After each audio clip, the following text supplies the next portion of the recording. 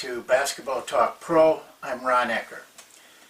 I'd like to ask today, for some help from all you coaches that are out there working and trying to develop your team and everything.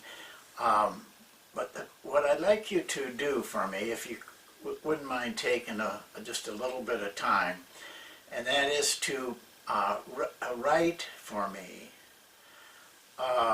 what kind of a statistical area, just one statistical area, not a lot of them, just one, that would help you with your team. Not in general, but help you with your team. It could be something as simple as shooting percentage, rebounding percentage, turnovers, or it could be a question like, how do I find out if my plays are effective? How do I find out if my defense is effective? Or how do I find out if my team is efficient and effective? You can make up the question. I'm interested in learning what coaches want statistically, because I'm putting together a program to help coaches within this area. But the help for me has to be what can really make a difference, and not just a fancy thing that people think is cool. I want to know what you coaches need, what you want in that area. And if you wouldn't mind, instead of doing it in the comments, do it in the contact. You click on the contact. You have to put your name there, and then what you want to, the question that I asked you, what you want to give. And if I have any questions about your question, I will get back to you. And but I will try at the end to provide all of you with the information that I've been able to gather. Well, I really appreciate that. I hope we can kind of pull together on this thing and maybe come up with something that's really helpful to coaches. Well, I think maybe some of you saw the comment that was made by Coach Ramirez about the Rover defense. He installed it and was able to use it against his arch rival and win the game. And obviously it was a big win. Those wins are always big. And I'm happy for him. And I'm glad that he found a way to use it. It makes me feel good if we can do something for you. But it also spurred in me an idea for a little talk in this session about exactly what we were talking about. I entitled it Helping Yourself to Other People's Work. And I want to talk about that because I think we need to understand some aspects of that.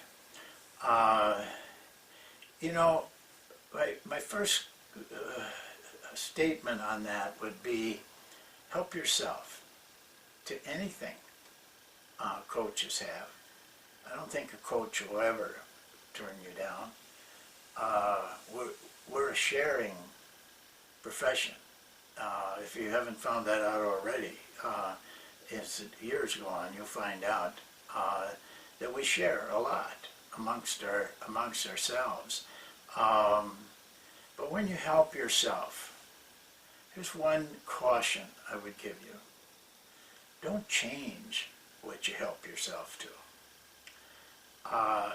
Because, you see, when you take something that is good, and I hope you only take what is good, then you're taking something from somebody who has worked very hard to design express this and execute it. So, you know, he's put a lot into it. He had to, or it wouldn't be good. He may have spent hours, days, weeks with it to be able to go out and make it effective thing. Well, if you want to take that thing, then he has done the work. Honor that work. Don't change what he's giving you. At least not until you have worked that hard as well. I remember a discussion I had with Tex Winter. I had the man I was working for at the time, and I have not worked for a lot of people because I've been a head coach most of my life. But the guy I was working for had spent a couple hours with Tex. I saw him. We were at a summer league thing, and I went to breakfast the next morning. I happened to be sitting by myself, and Tex came in and came over and sat with me, and I asked him about it. And he said, I've gotten to the point that I almost hate to give things to coaches about the triangle. He said, what happens is I tell them exactly what to do. I tell them the drills to run and how to run them. But then they change things. They change what I've said, and they fail with it. And that makes the triangle look bad. It makes the offense that we're using look bad. And that bothered him. And because he spent hours, I mean not hours, years with that triangle. I remember being at Summer League one time, and when he was with the Bulls before Phil came there, and his team, we've all had practices there, and his team would be done. And once the head coach left, he'd take 5 or 6 players and he'd start working them on the triangle, measuring all the distances and angles and everything, day after day.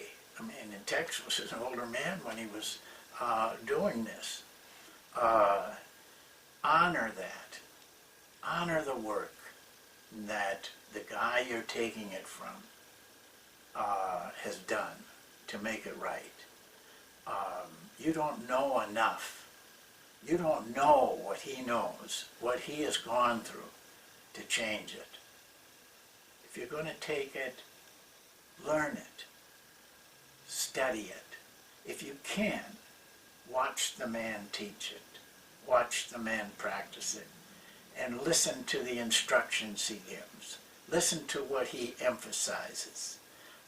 So that when you go to your team, you can do the same job. And then you can have a chance of it being that effective for you as has been for him.